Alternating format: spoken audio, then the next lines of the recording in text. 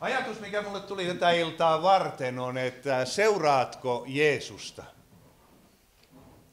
On mielenkiintoista, kun on julistaja ja on paljon kokouksia, niin omat ideat loppui jo vuosia sitten.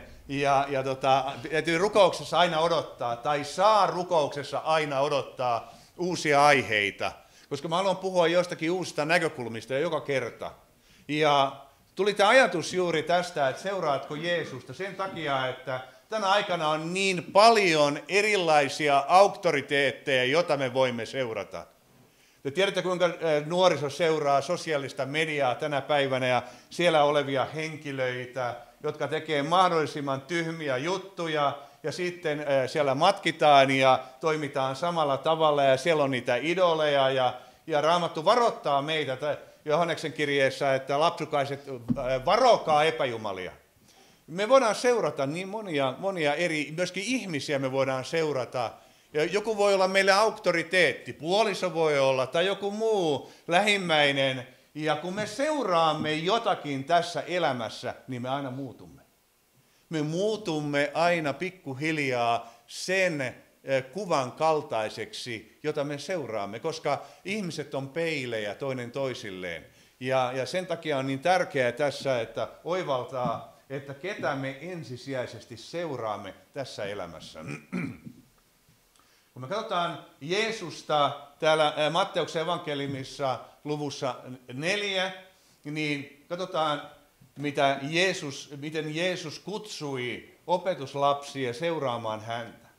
Matteus 4, 18-20.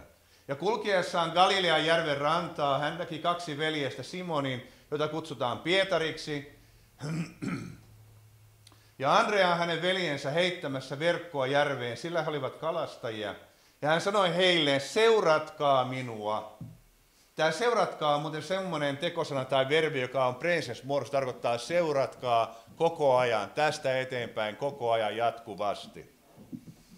Niin minä teen teistä ihmisten kalastajia. Niin he jättivät kohta verkot ja seurasivat häntä. Mä ajattelen tätä, että voi olla, että monet ehkä pelkää uskon elämää sen takia, koska niillä on sellainen kuva siitä radikaalista muutoksesta, mitä Jeesus antaa. Se ei ole ehkä niin radikaali. Mä en tiedä, onko niin paljon radikaaleja esimerkkejä tänä päivänä siitä, kuinka Jeesus voi oikeasti muuttaa ihmisen. Mutta mä ajattelen tällä tavalla näin, että onnettomuuksia tulee ja on tullut monien uskon elämää. Joo, mä sain jo nyt jo kaksinkertaisen osankin. Hyvä. Se on ihan hyvä, kiitos vaan.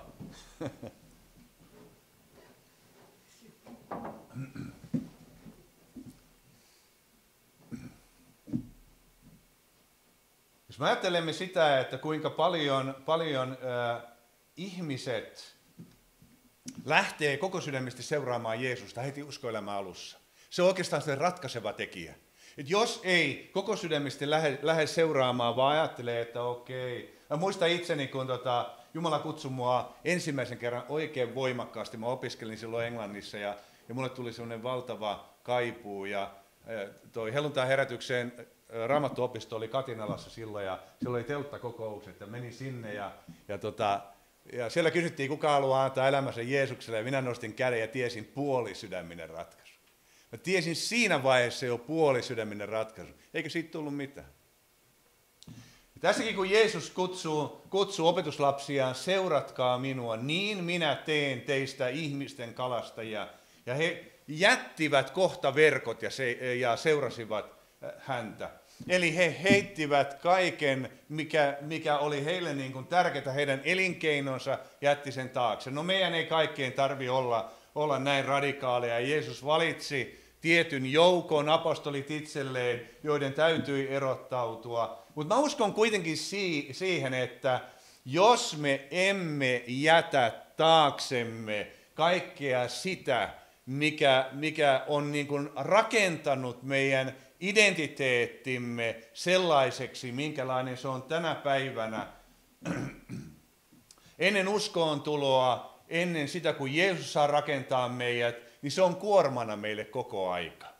Ja tämän takia on niin tärkeää, mä uskon, että tämä esimerkki, he jättivät koko sen entisen elämänsä taaksensa ja lähtivät seuraamaan Jeesusta.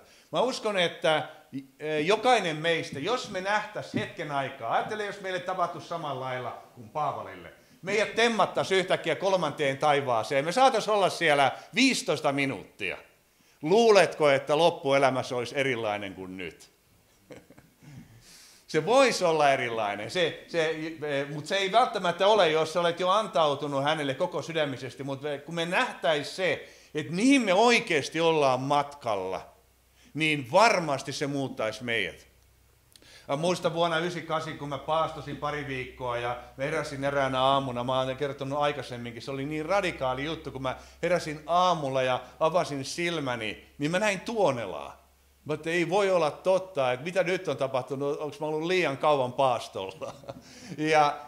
Mä näin tulivuoria, mä näin lentoliskoja, mä näin demoneja, mä ajattelin, että tämä on ihan kauheata. Ja sitten mä menin töihin, mä olin kiropraktikko ja mä tein hommia siellä. Ja sitten mä huomasin, että kun mä katsoin ylöspäin, niin mä näin pilviä siellä ja mä näin taivaaseen ja mä näin pyhien kasvoja, jotka katsoi mua siellä ja mä näin rakennuksia siellä. Ja sitten kun mä katsoin alaspäin, niin mä näin Tuonela. Mä ajattelin, että nyt mä en pysty kertomaan tästä kenellekään. Kukaan ei usko mua. Ja tätä kesti muutaman päivän ja sitten se meni ohitte. Mutta se muutti mut. Se vei niin kuin, ei jäänyt pienintäkään epäilystä enää, kun sai nähdä hengen silmin, että mihin me ollaan niin kuin matkalla. Ja sen takia mä uskon, että Jeesuskin halusi näyttää, myöskin hän näyttikin jumaluutensa siellä opetuslapsilleen ja kaikki semmoinen pienikin epäusko karisi pois heiltä, kun he seurasivat Jeesusta, he näkivät ja he muuttuivat pikkuhiljaa Jeesuksen kaltaiseksi, kun he seurasivat häntä.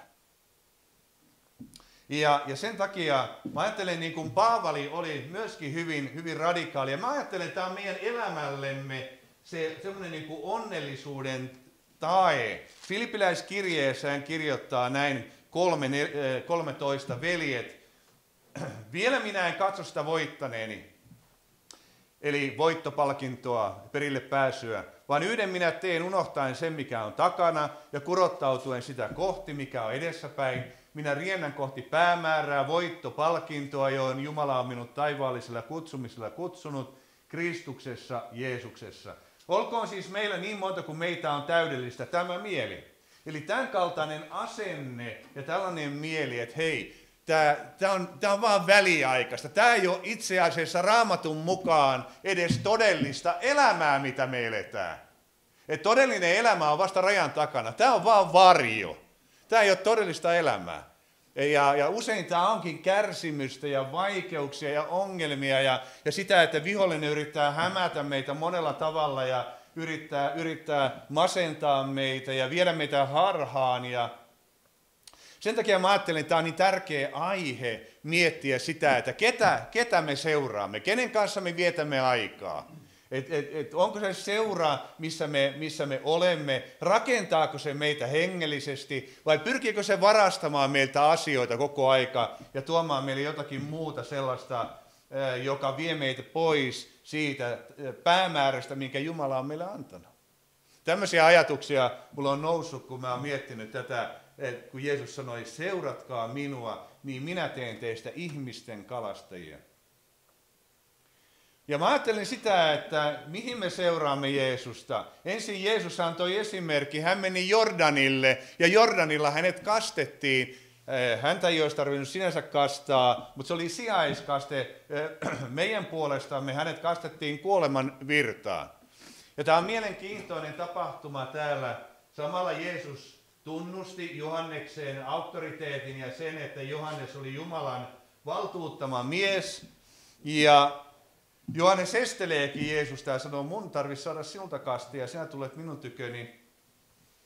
Jeesus vastasi ja sanoi hänelle, sallin nyt, sillä näin meidän sopii täyttää kaikki vanhurskaus. Silloin hän salli sen hänelle. Vanhurskaus tarkoittaa oikeamielisyyttä ja sitä, että ihminen kelpaa Jumalalle. Ja tässä tuli nyt tämä vesikaste, mutta ei vielä pelkästään se vesikaste, vaan kun Jeesus oli kastettu, nousi hän kohta vedestä ja katso taivaat aukenivat ja hän näki Jumalan hengen tulevan alas niin kuin kyyhkysen ja laskeutuvan hänen päällensä. Ja katso taivaasta kuului ääni, joka sanoi, tämä on minun rakas poikani, johon minä olen mielistynyt. Ja mä ajattelen tässä sitä, että sillä hetkellä, kun sä oot antanut elämäsi Jeesukselle, niin sinä olet vanhurskautunut. Sä olet tullut Jumalan lapseksi. Sä kelpaat, sinun henkesi on uudesti syntynyt. Sä oot uusi luomus Kristuksessa.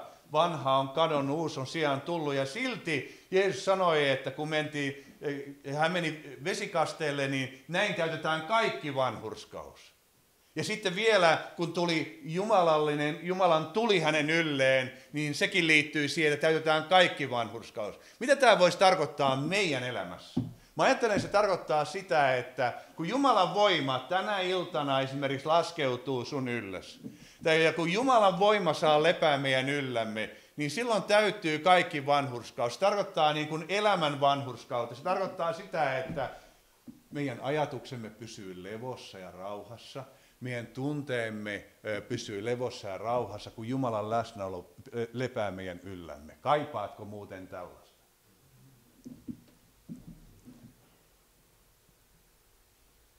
Vähän kattelen teitä. Amen. Joo. Joo, monet hymyilee niin mukavasti, että kyllä mä uskon, että te kaipaatte. Eli mä ajattelen juuri tätä, että Jeesus sanoi näin, että jos me seuraamme lakkaamatta häntä, niin meistä tulee opetuslapsia ja meistä tulee lopulta ihmisten kalastajia. Eli ensin meistä tulee Jumalan lapsia. Jumalan lapsia, ja täällä isä sanoikin pojasta, että tämä on minun rakas poikani, johon minä olen mielistynyt. Ja tämä on se, mitä hän etsii meistä. Hän katsoo pintaa syvemmälle, hän etsii, näkeekö hän oman rakkaan poikansa meidän sydämessämme. Ja jos hän näkee, niin silloin hän on mielistynyt myöskin meihin, myöskin sinuun. Ja tämä on se hyvä sanoma, tämä on se ilosanoma, tämä on se, joka tekee meidät onnellisiksi. Mä ajattelen näin, että mä usein kun mä hiljenny Herran edessä ja rukoilen, ja mun rukous on aika usein hiljentymistä, niin mä oikein pohdin sitä, että Pyhä Henki on persoona. Hän on persoona, joka asuu minussa, yhdistynyt minun henkeni kanssa, joka yhtyy Herraan, on yksi henki hänen kanssaan. Mä olen oikein mielessäni miettinyt sitä asiaa, että Jumala, Kristus minussa, Kristus teissä, kirkkauden toivo. Että Jumala asuu henkensä kautta minussa ja hän on persoona. Ja minun henkeni on yhtynyt hänen kanssaan, mä olen täysin uusi luomus.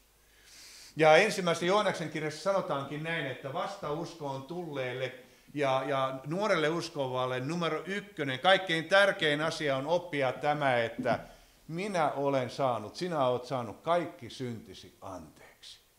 Ja se on niin kuin mahtava asia, että minä olen sydämeltäni uusi luomus, mä olen saanut kaikki syntini anteeksi, ja siinä uudessa luomuksessa ei ole virhettä, koska se on Kristuksessa. Kyllä meidän liha voi langeta, ja sen takia se tarviikin olla ristillä. Sen takia meidän tulee kantaa ristiä joka päivä. Mutta se, että meidät on nostettu semmoiseen asemaan, että me kelpaamme Jumalalle ja että me olemme saaneet syntimme anteeksi, se on niin kuin mahtava asia. Mahtava asia. Oletteko samaa mieltä? Halleluja. Tulihan se sieltä. Ja sen takia mä ajattelen myöskin tätä muutostilaa. Mietipä itseesi tällä hetkellä. Oletko samanlainen kuin 15-vuotiaana? Et taida olla ihan samanlainen kuin 15-vuotiaana. Ja tietenkin on niin, että ihminen, joka on hyvin tunnelukkoinen, niin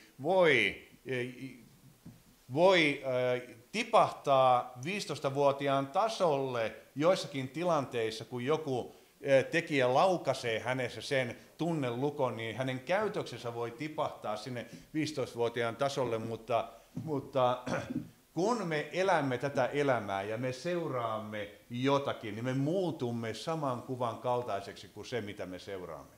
Ja sen takia on niin äärettömän tärkeää pohtia se, että ketä me ihailemme. Kuka on sellainen persoona, jota me ihailemme, ja kuka on sellainen persoona, jota me seuraamme, ja kuka on sellainen idoli. Ja tiedätte, nuorilla on paljon erilaisia julisteita seinällä, ja heillä on idoleita, ja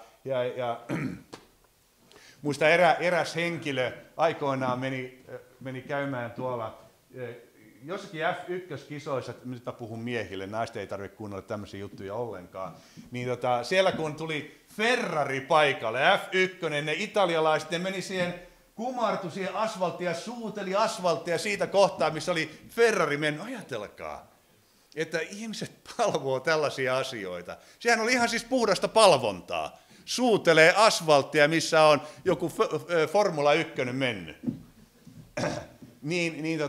Eikö se ole aika alhaisia asioita, mitä ihmiset palvoo? Me palvomme Jeesusta, joka on kuollut meidän tähtemme, noussut ylös. Hän on kuningasten kuningas ja ihmiset pilkkaa meitä sen tähden, että me palvomme persoonaa, joka on antanut meille ikuisen elämän ja me elämme ikuista elämää jo nyt. Nyt tähän 2 hallelujaa huutoa, please. Ja vähän huikkaa väliin myös.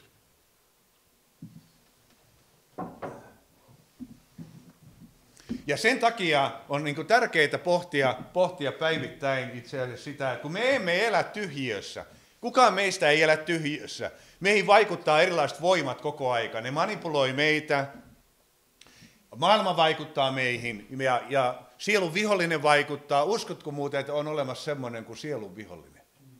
Kaikki ei usko enää siihen. Yksikin helluntai-pastori sanoi, että kyllä niitä riivaajia on, mutta ne on kaikki Afrikassa. Mä ajattelin, että ei voi olla totta. Kyllä täällä Suomessakin ihan niitä riittävästi on. Ja sitä paitsi 1. Jooneksen kirja sanoo, että koko maailma on pahan vallassa. Ja sen takia me emme voi elää tyhjiössä. Ja koska me emme elä tyhjiössä, meihin pyritään vaikuttamaan koko ajan. Ja sen takia on niin äärettömän tärkeää, että Jeesus sanoi, että meidän tulisi kiinnittää katseemme häneen ja oikein pysyä hänessä. Pysykää minussa, niin minä pysyn teissä. Ilman minua te ette voi mitään tehdä. Johannes 15, on Jeesus. Ja kun me seuraamme Jeesusta, niin me olemme turvassa. Ja kun me seuraamme Jeesusta, niin nämä ulkopuoliset voimat ei voi manipuloida meitä, eikä voi muuttaa meitä. Oletteko huomannut sen, että kun ihmiset menee eri paikkoihin, kun ihmiset menee työpaikalle tai punttisalille tai johonkin kerhoon tai yhdistykseen, mihin ne kuuluu, niillä on erilaisia rooleja ja ne käyttäytyy eri tavalla eri paikoissa. No jossain tapauksessa voi olla ihan hyvä asia, mutta jos se on vaan näyttelemistä, niin se on huono asia. Mutta se johtuu myöskin siitä, että ulkopuoliset voimat manipuloi ja vaikuttaa meihin niin paljon, että me ei aina uskalleta olla omia aitoja, sellaisia kuin me haluaisimme olla. Mutta mä uskon niin, että jos ihminen on oma aito, läpinäkyvä itsensä, niin hän uskaltaa olla just sellainen kaikkialla, missä hän on. Jeesus oli muuten varmasti tämmöinen, hän ei näytellyt. Hän uskalsi olla todella rehellinen ja aito joka paikassa. Ja mä kohtasin kerran yhden amerikkalaisen saarnaajan. Ja hän sanoi, että hän kohtasi Jeesuksen. Ja keskusteli Jeesuksen kanssa. Ja tämä puhutteli mua tosi paljon. Hän itse kertoi tämän tilanteen ja mä uskon, että se on ihan totta. Hän uskoi, että hän valehteli. Ja hän kertoi myöskin muita asioita, mitä hän näki taivaassa, mutta hän keskusteli Jeesuksen kanssa ja keskustelivat ilmestyskirjasta.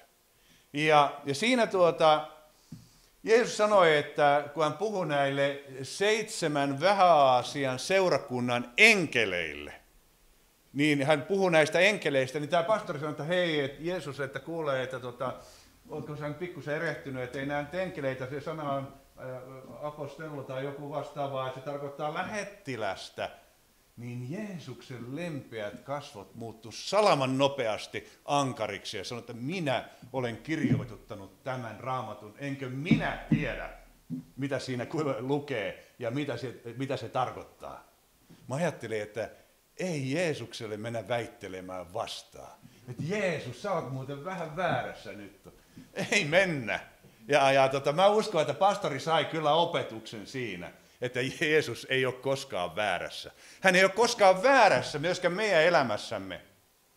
Monta kertaa, kun me kuljetaan ja eletään tätä elämää, niin me luullaan, että nyt Jumala on tehnyt meille vääryyttä, tai hän on epäonnistunut jossain, tai hän ei tee meille nyt oikeutta, tai meidän asiat menee nyt vähän pieleen. Ei mene. Jos me seuraamme Jeesusta, niin Jumala ei tee virheitä. Uskotko sinä tämä? Ei tee virheitä.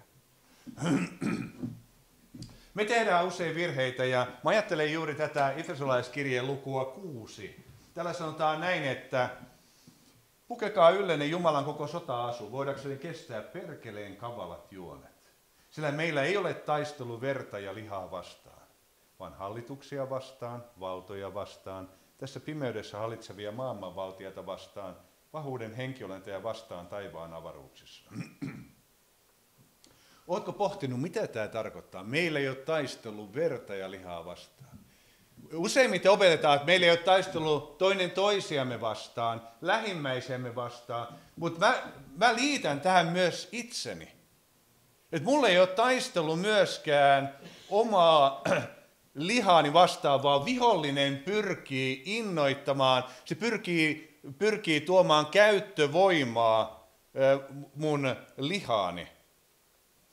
Roomalaiskirja 6:2 sanoo, että sillä hetkellä kun me tulimme uskoon, niin me kuolimme vanhalle elämälle. Me olemme kuolleet. Ja sitten mä tein ison löydön. Täällä nimittäin tämä hallitussana kreikan kielellä tarkoittaa liikkeelle panevaa voimaa ja käyttövoimaa.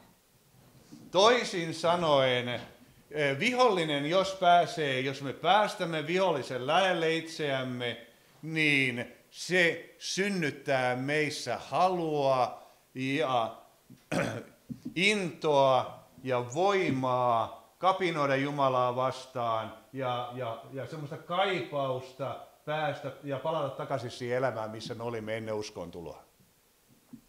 Ja sen takia tämä on niin tärkeää se, että me seuraamme Jeesusta joka päivä. Että meillä on joka päivä aikaa Jeesukselle. Ja millä tavalla Jeesus opetti opetuslapsia, kun hän ensin kutsui Pietarin ja Andreaan, Jaakobin ja Johanneksen. He jättivät kaiken menneen ja lähtivät seuraamaan Jeesusta. Se oli radikaali ratkaisu. He toimivat koko sydämisesti ja he muuttuivat nopeasti. Ja näin on myöskin meidän kohdallamme. Mutta muista ystävä, ja mä oikein haastan sut pohtimaan tänä iltana, että ketä sinä seuraat? Mikä on se esikuva, joka muuttaa sinua? Minkälaista kuvaa sinä pidät silmiesi edessä, joka innoittaa, joka vaikuttaa sinuun? Mä ajattelen, näitä idoleita on niin paljon nykyään. On sellaisia näitä tämmöisiä netissä vaikuttavia henkilöitä, jotka ohjaa ihmisiä halailemaan puita ja etsimään voimaa sieltä. Mä vittin nimiä sanoa, kun tämä menee nettiin. Se ei ole hyvä. Mutta ihmiset tarvii aina selkeästi jonkun johtajan. Ja sen takia Raamattukin sanoo, että maalle on hyväksi se, että sillä on kuningas. Eli demokratia ei ole Raamatun mukaan hyvä asia, vaan Raamatun mukaan on hyvä, että maalla on kuningas, joku, jota voidaan katsoa. Sodan aika oli Mannerheim, ihmiset katsoivat sitä, että joo, maalla on johtaja. Mutta me tarvitaan joku johtaja, ja mä ajattelen opetuslapsia, kuinka onnellisia ne oli, kun täällä sanotaan näin. Hän nousi vuorelle, Markus 3, 13 ja 14. Hän nousi vuorelle ja kutsui tykönsä ne, jotka hän tahtoi. Ja he menivät hänen tykönsä, niin hän asetti 12, huomatkaa, olemaan kanssansa. Tämä on mun mielestä ihan mahtava kohta, olemaan kanssa. Sekin verbi tekosana on presens muodossa, eli jatkuvasti olemaan kanssansa. Ei tekemään vielä, ei ensin tekemään, vaan ensin olemaan. Ja sitten lähettääksensä heidät saarnaamaan. Osaatko sinä olla? Osaatko sä olla?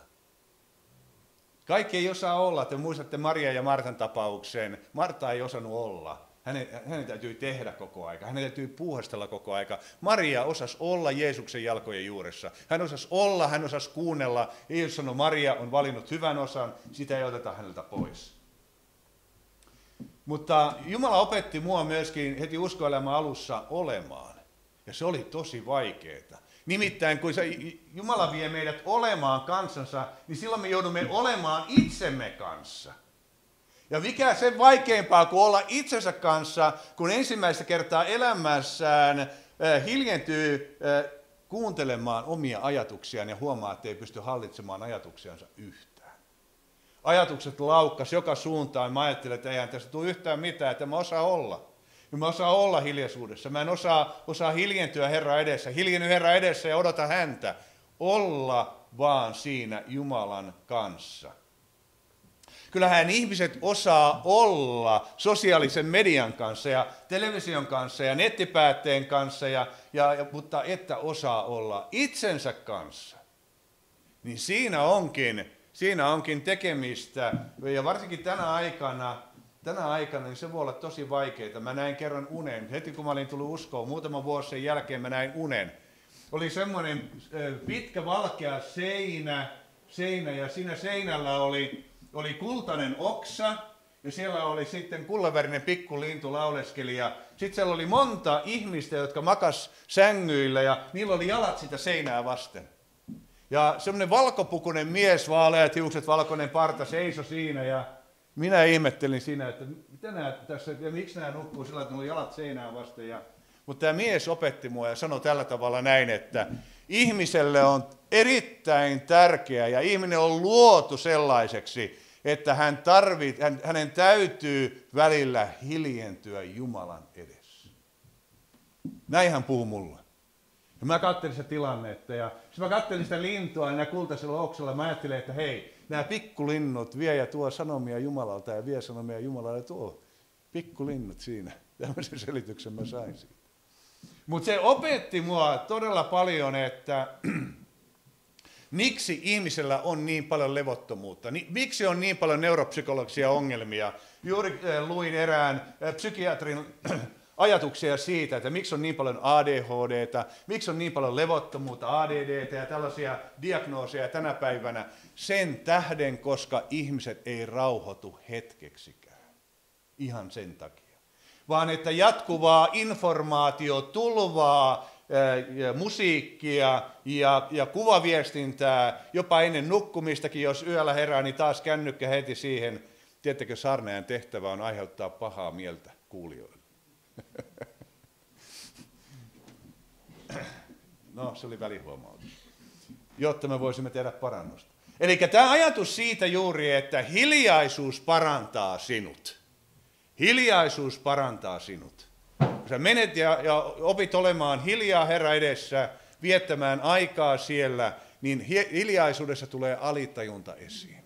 Siinä tulee kaikki se, mitä on kätketty sinne alitajuntaan, se alkaa nousemaan ja me voimme käsitellä sen menneisyyden, joka on traumatisoinut meitä, niin silloin me voimme siellä hiljaisuudessa käsitellä tämän kaiken. Mä ajattelin, kun opetuslapset opettelivat olemaan Jeesuksen kanssa, niin siinä kun Jeesus alkoi puhumaan, Jeesus aina opetti.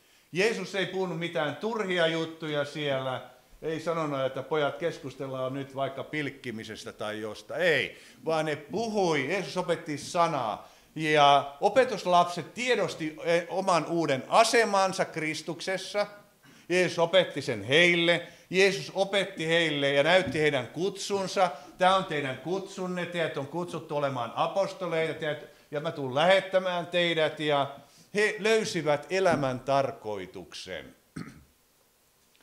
On erittäin tärkeää, että ihminen myöskin tietää, että mikä on oikeasti elämän tarkoitus. Kaikkihan sitä etsii. Monet maksaa isoja summia jollekin hindugurulle, että lähtee kiipeä jonnekin vuorelle sinne ja kyselemään sitten jonkinlaisia suuria viisauksia. Jumalan henki asuu uskovan sydämessä. Hän on täydellinen opettaja sinulle.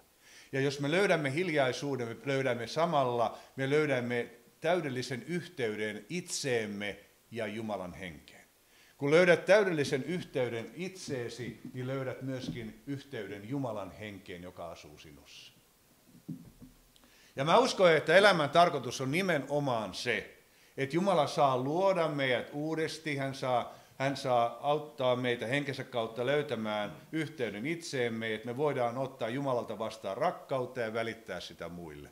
Elämällä ei oikeasti mitään muuta tarkoitusta kuin se, että ensin me opimme palvelemaan Jumalaa ja sen jälkeen palvelemaan toinen toistamme.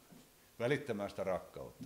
Ja sen takia, kun me eletään tämmöistä aikaa, niin te olette kaikki huomannut, kuinka rakkaudettomuus on vallannut alaa. Ja kun rakkaudettomuus valtaa alaa, niin silloin tulee viha ja väkivalta ja aggressioita. Ja sitä me nähdään kyllä aivan riittävästi joka puolella. Ja täällä psalmi 62:2 on mielenkiintoinen. Täällä kerrotaan näin. Kun puhutaan hiljentymistä Herran edessä, sitä arvostettiin muuten ennen tosi paljon. Ehkä nyt on tämä uusi hengellisyys tullut esiin enemmän. Ihmiset on kyllästynyt pelkästään materian perässä juoksemiseen ja on tullut tämä hiljaisuuden tavoittelu, mutta silloinkin monet seuraa vääriä opettajia. Psalmi 62:2. Tämä Daavidin virsi. Jumalaa yksin minun sieluni hiljaisuudessa odottaa. Häneltä tulee minulle apu. Ja tämä apu on Jeshua. Te tiedätte, Jeshua viittaa nimenomaan Jeesukseen, joka tarkoittaa sitä apua, menestystä, vapautusta ja minkä hän antaa. Opetuslapset viettivät aikaa Jeesuksen kanssa. Tiedätkö, mä oon usein miettinyt sitä, että kun uskovan elämän yksi tärkeimpiä asioita on oppia kuulemaan Jumalan ääni. Ja mä oon ajatellut sitä, kun opetuslapset oli siellä ringissä Jeesuksen kanssa, Jeesus oli siellä keskellä ehkä tai ringin reunalla jossakin ja opetuslapset oli siinä ja Jeesus opetti heitä rukoilemaan ja mä pohdin tällä tavalla tätä asiaa. Sitten siellä saattaa olla, Jeesus kysyy, no Pietari, mitä sä kuulit, että Jumala vastasi sulle siinä, mitä sä kuulit, että Jumalan henki puhuu sun sydämessäsi juuri nyt? Ja Pietari sanoo Jeesukselle, että joo, mä kuulin, että jotenkin, että Jumalan henki sanoi tällä tavalla näin, että mä olen arvokas, minä Pietari on arvokas hänelle. Ja sitten Jeesus sanoi, sä kuulit oikein. Tai sä kuulit, nyt ei mennyt ihan oikein. Se oli niin kuin mahtavaa opetusta, eikö se olisi ollutkin? Mahtavaa opetusta. Mä uskon, että ihan samalla lailla hän haluaa tänä päivänä opettaa meitä, kun me ollaan hiljaisuudessa, niin pikkuhiljaa. Se on vähän vaikeampaa, kun meillä ei ole sitten Jeesusta siinä sanomassa, että joo, sä kuulit oikein tai sä kuulit väärin, mutta silti hän haluaa, että me opimme hiljaisuudessa kuuntelemaan hänen ääntään. Ja myöskin, että kun he keskustelivat, kommunikoivat Jeesuksen kanssa siellä hiljaisuudessa, kun he opettelivat olemaan Jeesuksen kanssa, niin Jeesus puhui heille, kertoi heille asioita, niin he saivat Kristuksen mielen. Kristuksen mieli alkoi vahvistumaan heissä. Aivan samalla lailla, kun sinä luet Jumalan sanaa ja saat Pyhältä Hengeltä oivalluksia, niin sinussa oleva Kristuksen mieli vahvistuu koko aika.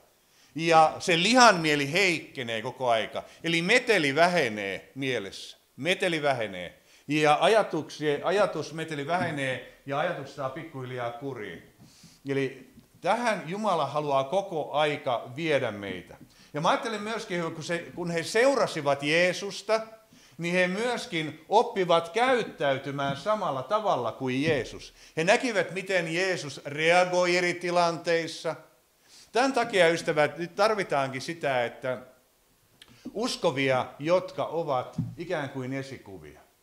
Me eletään semmoista aikaa, että ei enää ihmiset tiedä, mikä on oikein ja mikä on väärin. Ihmiset ei oikeasti tiedä. On ihan turha tänä päivänä julistaa. Nyt pitää tehdä parannus synneistä. Kaikki sanoo aamen, halleluja. Mutta kukaan ei, niin että mistä synnistä? Mikä on syntiä tänä päivänä? Se on jo ihan eri asia. Ihmiset ei tiedä. Ja täällä 1.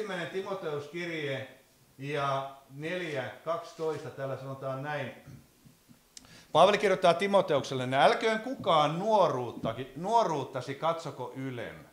vaan ole sinä uskovaisten esikuva puheessa, vaelluksessa, rakkaudessa, uskossa ja puhtaudessa. Eli tämä on meidän tehtävä, mitä pimeämmäksi maailma muuttuu, niin sitä kirkkaammaksi Jumala haluaa, että me muutumme. Ja että meidän mielipiteistämme näkyy se Jumalan sana. Maailma ei lue Raamattua, mutta he kuuntelee uskovien mielipiteitä jossakin tilanteissa. Ja jos meidän pasuunamme antaa ihan selkeän äänen, niin silloin me pystymme auttamaan ihmisiä. Yksi nuori kaveri tuli kerran mun eteen. Hän oli homoseksuaali ja tuli mun eteen siellä erään saarnan jälkeen ja sanoi tällä tavalla näin, että joo, että oli tosi hyvä, että sä puhuit ihan suoraan ja varoitit häntä, että kun hän on elänyt semmoisessa maailmassa, että hän ei yhtään tiennyt, mikä on oikein ja mikä on väärin. Ei hän tiennyt sitä. Ei hänellä ollut minkäännäköistä käsitystä. Ja vasta kun hän tuli seurakuntaan ja siellä saarnattiin sanaa, niin hän alkoi ymmärtämään ja erottamaan oikean väärästä. Tänä päivänä hän on tehnyt siitä parannuksen, hän on tullut uskoon, hän on vapautunut, hän on nettiinkin laittanut omakohtaisen todistuksen siitä, kuinka Jumala on vapauttanut hänet ihan täysin siitä elämästä. Ja hän sanoi, että hän on niin onnellinen. Hän on niin onnellinen, että hän pääsi siitä elämästä eroon. Hän sanoi, että se oli ihan kauheata elämää, mitä hän eli.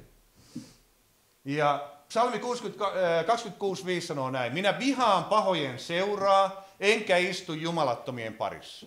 Eli tämä on juuri se, että tänä päivänä, kun me seuraamme Jeesusta, niin meidän vaelluksemme kirkastuu kirkastumistaan Raamatun mukaan aina sydänpäivään saakka. Eli koko ajan me näemme siis koko ajan tarkemmin ja tarkemmin, mikä on Jumalan tahto meidän elämässämme, ja meistä tulee niin kuin sisältä ohjautuvia niin, että me pystymme elämään tätä elämää sillä tavalla, että ei koko aika ihmiset manipuloi meitä. Oletko huomannut, kuinka ihmiset haluaisi manipuloida meitä? On olemassa sellaisia ihmisiä, jotka oikein erityisellä tavalla haluaa manipuloida sitä, ja ne on onnellisia siitä, kun ne saa manipuloitua. Etenkin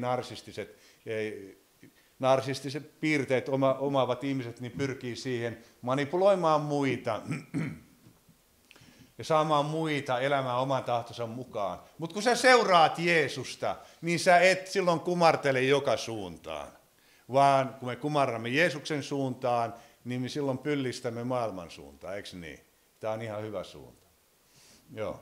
Eli Jeesus haluaa viedä meitä ensin hiljaisuuteen ja sitten hän lähettää meidät saarnaamaan. Ja sitten mä ajattelin myöskin, Jeesus haluaa johdattaa meitä Getsemaneen. Eli Jeesus haluaa, että me seuraamme häntä Getsemaneen. Getsemane tarkoittaa sitä erityistä rukoustaistelun paikkaa ja tilannetta, jossa Jeesus oli. Sitten Jeesus tuli heidän kanssaan, eli opetuslasten kanssa Getsemanen nimiselle maatilalle, ja hän sanoi opetuslapsille, istukaa tässä sillä aikaa, kun minä menen ja rukoilen tuolla. Tämä pysäytti muut ystävät. Siellä oli opetuslapsia, tietty joukko. Jeesus sanoi tietylle joukolle, istukaa te tässä. Mutta sitten hän otti mukaansa Pietarin ja ne 2 Sepedeuksen poikaa, Jaakobia ja Johanneksen, ja hän alkoi murehtia ja tulla tuskaan. Eli hän otti 3 heistä, vei heidät syvemmälle Getsemaneen ja sitten meni vielä itse kivenheiton päähän. Ja tämä on puhutellut mua tosi paljon. Hän ei nimittäin kaikkia vienyt yhtä syvälle Getsemaneen.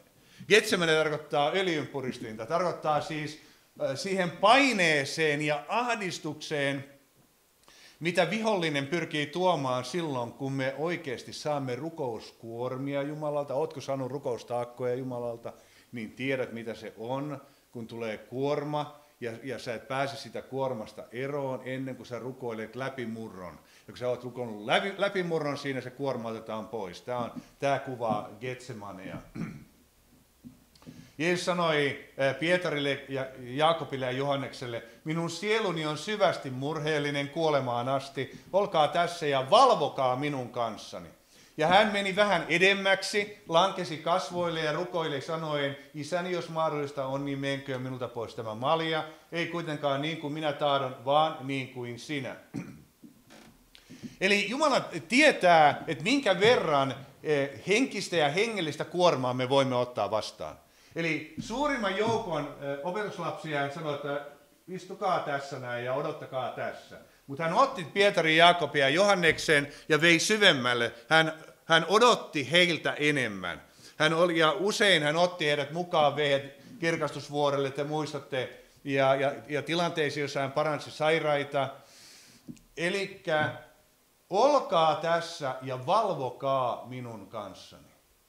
Herättääkö Jumala sinua joskus yöllä rukoilemaan? Yö on semmoista erityisen rukouksen aikaa, koska silloin ihmisen tietoisuuden taso on alhaisempi ja järki ei sotke sydämen ääntä. Päivällä tämä järki sotkee usein sydämen ääntä ja ihminen ajattelee, ei Jumala mulle puhunut, et sä nyt puhu mulle, kun Jumala sanoo, että nyt mene. Niin kuin yksi kaveri, se oli aika mielenkiintoinen tilanne, kun mä tein kiropraktikohommia aikoinaan ja mulle tuli yksi asiakas, se asiakas sanoi näin, hän on ollut uskossa.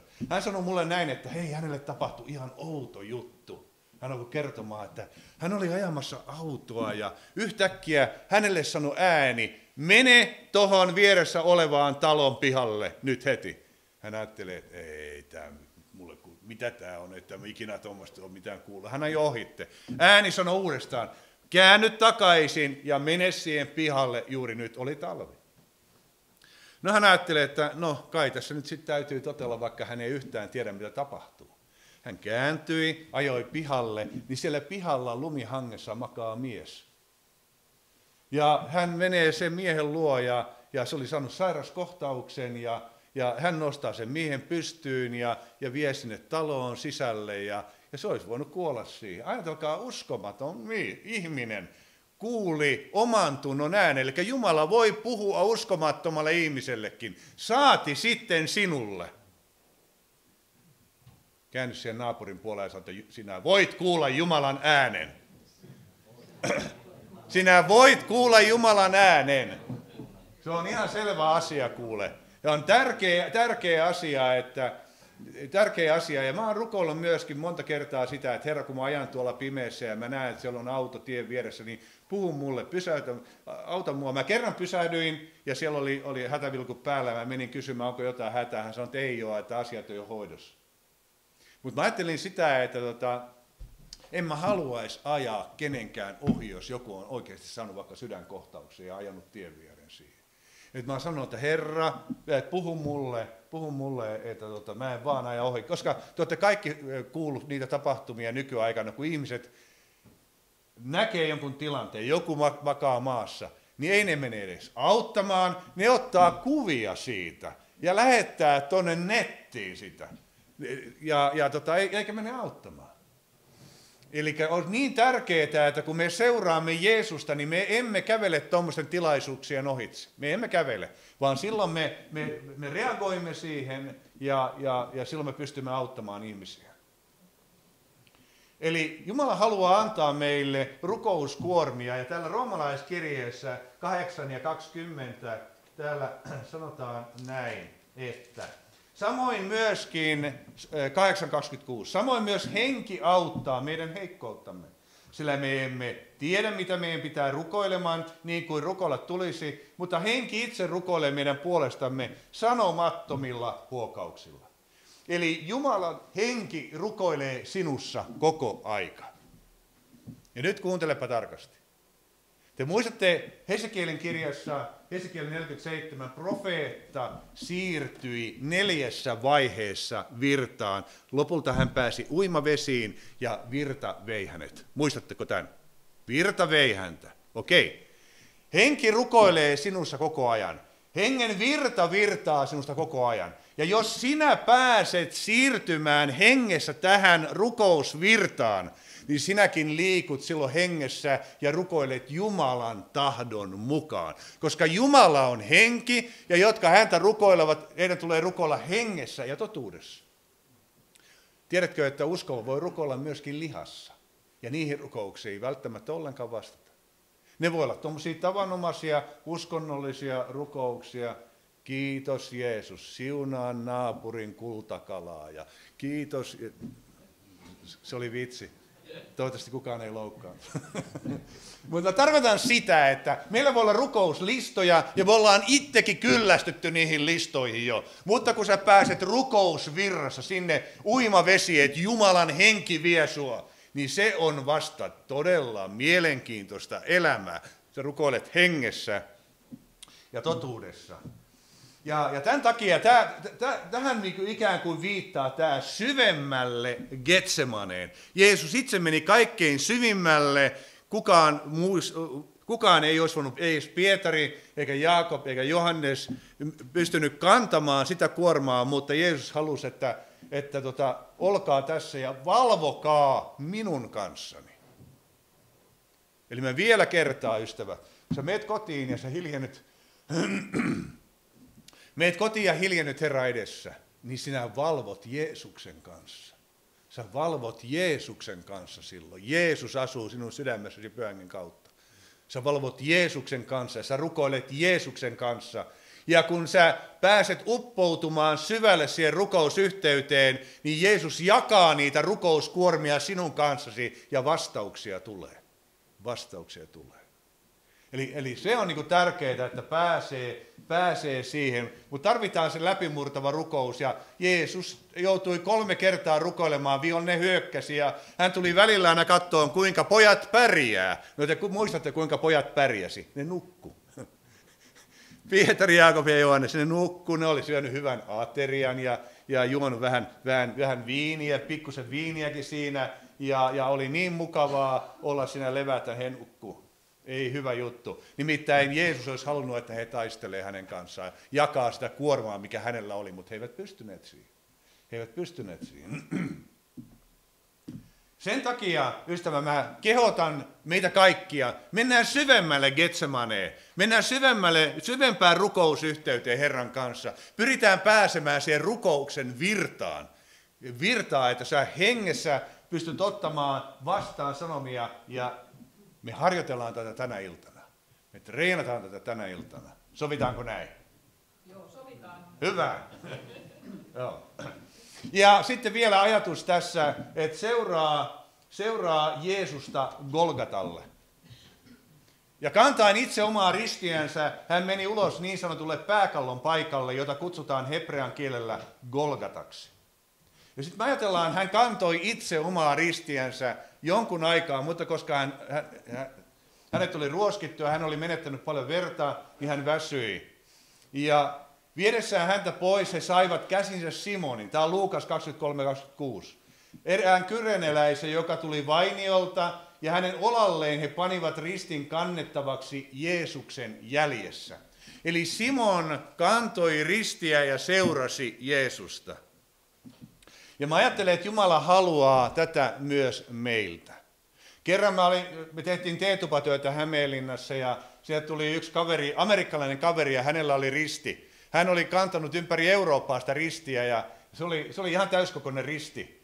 Ja mä sanoin, että anna mäkin kokeilen, miltä toi tuntuu ja tuntuuhan se painoi monta kymmentä kiloa.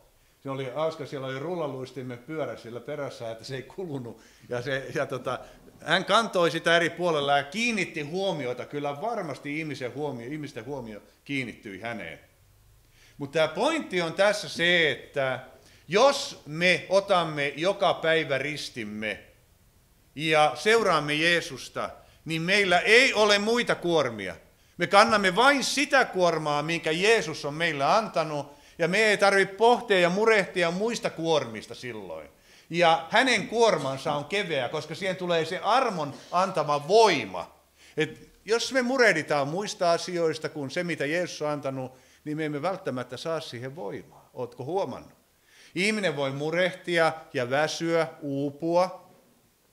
Mutta kun sä kannat sitä ristiä, minkä Jeesus antaa ja seuraat Jeesusta, niin siitä tulee Jumalan voima, hän antaa armon ja sinä, Raamattu sanoo, Jeesus sanoi, minun kuormani on keveä. Me jaksamme kantaa niitä kuormia, mitä Jeesus meille antaa. Ja mä ajattelin vielä tätä, Matteus 27:32 sanoo, ja matkalla he tapasivat kyreneläisen miehen, jonka nimi oli Simon. Toinen näkökulma asiaan, Matteuksen näkökulma. He pakottivat kantamaan hänen ristiänsä. Eli kun uskova on vastauskoon tullut, kun uskova on lain alla tai elää lihallista elämää tai elää synnissä, niin silloin monta kertaa on niin, että meidät voidaan joutua pakottamaan kantaa risti. Eli siis se on vasten tahtosta ottaa se risti, mikä Jeesus on määrännyt meille, koska me niin haluttaisiin sitä keveämpää elämää ja elää tässä maailmassa. Mä väitän, että uskova on kaikkein onnellisimmillaan silloin, kun me kannamme sitä ristiä, joka Jeesus on meille antanut. Koska hän vaikuttaa sen onnen. Hän vaikuttaa sen tyytyväisyyden. Hän vaikuttaa sen elämän voisiko sanoa näyn ja päämäärään, minkä hän meille haluaa antaa. Tämäkin on mielenkiintoinen asia muuten, tämä Golgata, pääkallon paikka, jonne laitettiin risti pystyyn. Se kuvaa nimenomaan sitä uskovan ihmisen tahdon murtamista. Risti lyödään pääkallon paikalle, eli tahto murretaan. Psalmista 19:37 sanoo, oli hyvä, että minut nöyryytettiin, niin minä opin tuntemaan sinun sanasi. Oli hyvä, että minut nöyryytettiin. Eli Golgata on lihan kuolemisen paikka ja se monta kertaa on vaikeaa meille, kun siellä ihmiset naulitsee meidät ristille. Onko sulla elämässä semmoinen henkilö, että kun sä kuulet sen nimenkin, niin sä ajattelet, että se puistattaa. Ja jos sä näet sen henkilön, niin sä kierrät kaukaa. Jos sä näet sen henkilö tulee vastaan, sä kierrät kaukaa sen henkilön. Tai joku semmoinen, joka ärsyttää sua suunnattomasti. Se on mun pomo. Ai mä puhun nyt sun pomosta. No nämä ihmiset justiin on niitä, jotka naulitsee meitä ristille. Mitä se tarkoittaa käytännössä? Tarkoittaa käytännössä sitä, että kun sun pomos on semmoinen, joka ärsyttää sua suunnattomasti, niin sä ajattelet, että mikä mahtava tyyppi. Mikä mahtava tyyppi, toi hioo mua niin mahtavalla tavalla. Musta tulee koko aika, mun luonteeni paranee ja mun rauhani lisääntyy. Mä en enää kiroa häntä, mä en enää mielessäni ajatella, että tekisi mieli pamauttaa sekä oikealla että vasemmalla. Mutta mä en enää ajattele sillä tavalla, mä ajattelen, että toi on mahtava tyyppi, koska Jeesus on lähettänyt tuon miehen juuri naulitsemaan minut ristille ja mä opetan olemaan hiljaa, mä opetan silleen, että mä en lyö takaisin, kun mä lyödään, vaan just nämä ihmiset, ne kaikkein ärsyttävimmät tyypit, juuri ne muuttaa meitä Kristuksen kaltaiseksi. Tämä on hengellinen näkökulma, eikä tietenkään helppo. Emme yritä edes väittää, että tämä olisi helppoa. Päinvastoin ei itselleen kuoleminen ole helppoa, mutta kun ihminen kerran suostuu kuolemaan itselleen ja henki vapautuu ja se ihminen alkaa elämään armosta käsin, niin se on helppoa, koska Jeesus sanoo, minun kuormani on keveä. Tämä prosessi on vaikea, kuolin prosessi on vaikea, mutta kun on kuollut itselleen, niin sen jälkeen hengessä vaeltaminen onkin jo ihan toista. Se on helppoa, koska se on armosta käsin tapahtuvaa. Kaikki se ristiriita, mitä meidän elämässämme tapahtuu, johtuu siitä, että meidän lihamme ja oma tahtomme taistelee Jumalan tahtoa vastaan. Ja Jaakobin paini, Jumala ei väsy Jaakobin painissa sinua ja minua vastaan. Uskotko tämän? Kyllä se ihminen väsyy siinä. Jumala ei väsy. Ja Jaakob oli kanssa, kun se paini Jumalaa enkeliä vastaan, mä ajattelin, että kyllä sitkeä kaveri, kun koko yön painii. On tosi sitkeä kaveri, että Jumala näkee, ettei tuo anna peristä, että lyödä sitä lonkkaan siihen niin lujaa, että se ontuu koko loppuelämänsä. Jaakob sai murtumisen merkin itselleen, ja tämä on niin kuin tärkeä pointti. Ystävät, seuraa Jeesusta Golgatalle.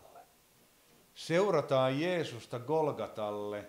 Siellä tapahtuu kamppailu ja itselleen kuolemisen ja sitten myöskin ihmiset tulee ja sanoo meille samalla lailla kuin ne sanoo Jeesukselle, jos olet Jumalan poika, astu alas ristiltä. Astu alas ristiltä. Mitä sä seuraat Jeesusta? Lähde meidän kanssa, pidetään hauskaa tässä elämässä ja astu alas ristiltä. Mitä sä erottaudut ja mitä sä vietät aikaa hiljaisuudessa Jumalan kanssa? Ja eikö sä näe, kuinka hieno keli on, että lähdetään viihteelle, astu alas ristiltä. Näinhän ihmiset tulee myöskin meille huutamaan, astu alas ristiltä. Ei kannata seurata, mutta me ollaan erilaista kansaa. Me katsomme asioita iankaikkisuusnäkökulmasta käsin. Ja jos sä katsot asioita iankaikkisuusnäkökulmasta käsin, että tämä meidän elämämme on oikeasti tosi lyhyt. Tosi lyhyt. Mä rupesin kerran laskemaan, että kuinka monta tuttua kaveria, jotka mä oon tuntenut 15-vuotiaana, on jo kuollut. Ei ole itsestäänselvyys, että mäkin olen elänyt 60-vuotiaaksi. Se ei ole ollenkaan itsestäänselvyys, vaan pitkälle toistakymmentä niistä tyypeistä on jo kuollut. Ja niistä uskovista, kun mä tulin uskoon 32 vuotta sitten, niin niistäkin on kuollut tosi monia. Eli elämä on tosi lyhyt.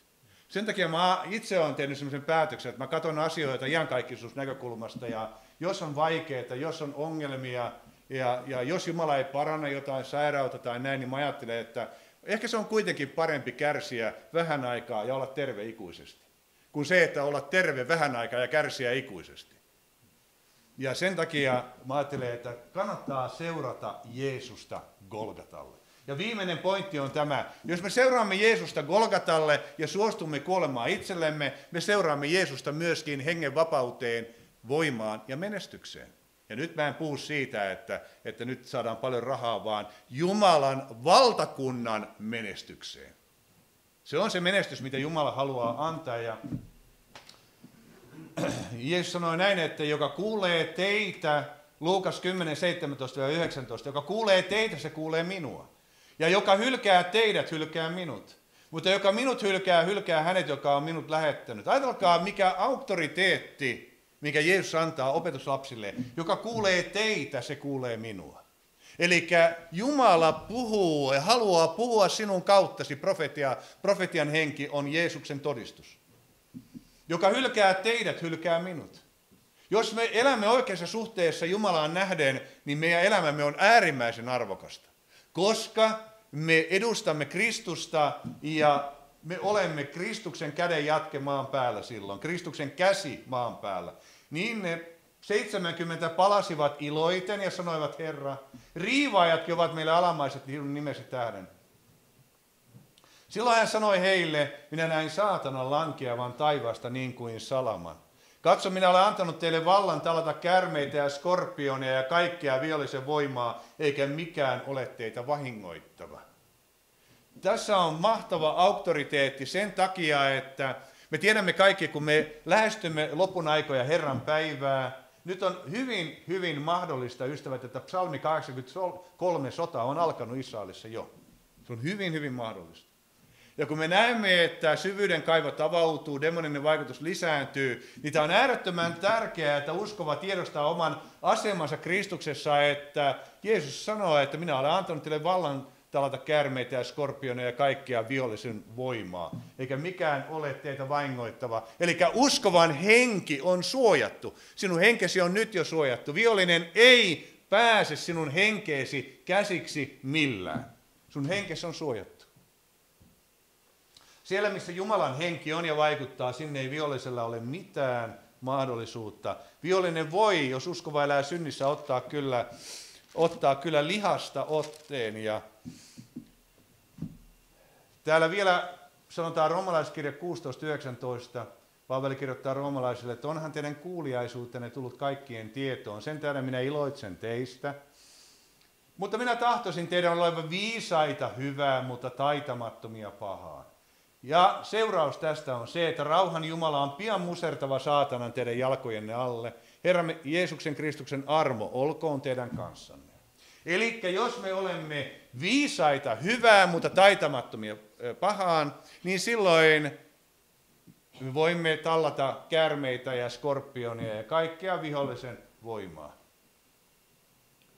Mitä tämä tarkoittaa muuten käytännössä? Tänä päivänä on todella paljon kiusattuja ihmisiä. Mekin tehdään sielunhoitotyötä tosi paljon ja ihmisillä on paljon ongelmia ajatusten kanssa, ajatushyökkäyksiä, todella voimakkaita. Ja tärkeää on se, että uskova ihminen oivaltaa, että kaikki ajatukset, mitä tähän mieleen tulee, ei ole omia ajatuksia, vaan vihollinen voi syöttää niitä ulkopuolelta käsin myös. Ja tämä on erittäin tärkeää. Jos ihminen oivaltaa tämän, niin hän pystyy vastustamaan. Sinä pystyt vastustamaan vihollista, joka on sinun itsesi ulkopuolella. Sulla on silloin auktoriteettia, sä voit sanoa, että Jeesuksen nimessä mä en ota tuommoisia ajatuksia vastaan. Mä olen Jumalan lapsi, minun mieleni on Kristuksessa, mä ajattelen oikeita asioita, mikä on totta, mikä on oikeata, mikä puhdasta ja pyhää. Mulla on pelastuksen kypärä päässä. Meillä on paljon aseita viholliseen ajatushyökkäyksiä vastaan. Verensuoja. Ja verensuoja, kyllä. Ja veri suojaa meitä todella, kun me elämme puhdasta ja pyhää elämää. Ja sen takia Jumala haluaa, että me vahvistumme. Ja niin kuin mä äsken jo luin täällä Efesolaiskirje 6:10, niin vahvistukaa Herrassa ja hänen väkevyytensä voimassa. Jumala haluaa, että me vahvistumme uskon kautta. Kun me luetaan Jumalan sanaa ja sana avautuu meille, meidän henkemme vahvistuu ja meillä on silloin enemmän ja enemmän uskoa ja meidän sanoissa on enemmän voimaa ja vihollinen joutuu perääntymään. Nyt mä en tarkoita, ystävät, sitä, että meidän pitää olla koko ajan käskemässä vihollista. Ei. Vaan kun minä puhun hengellistä sodankäynnistä, niin mä tarkoitan tällä sitä, että kun mä kiinnitän huomioni Jeesukseen ja seuraan Jeesusta ja ylistän häntä, niin Herra sotii mun puolesta.